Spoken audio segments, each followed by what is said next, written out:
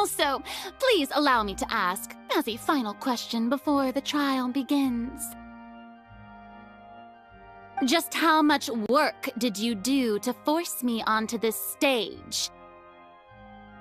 Well, we did do a lot of prep after the meeting that day. I can go over the tasks assigned to the Spina di Rosula, since they were rather straightforward and easy. Navia, the president of the Spina di Rosula. Most of the people who participated in the disturbance this morning were my subordinates.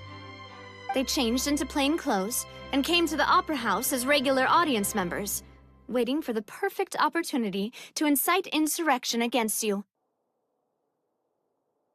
The people's resentment against their Archon has been building as more and more of the prophecy is fulfilled.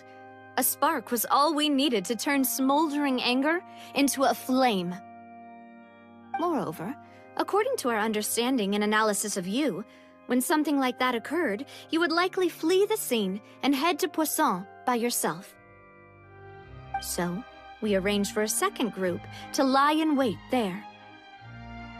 So, you mean, the ones who scoured the settlement for me were also from the Spina?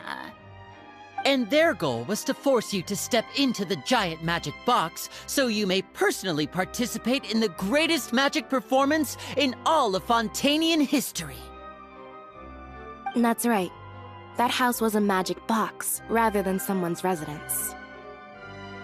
As the super ultimate version of the setup that I used when I first performed at the Opera Epiclese, the volume of the box was increased by a whole order of magnitude, and the distance it traversed was the entire gap between Poisson and Aranias.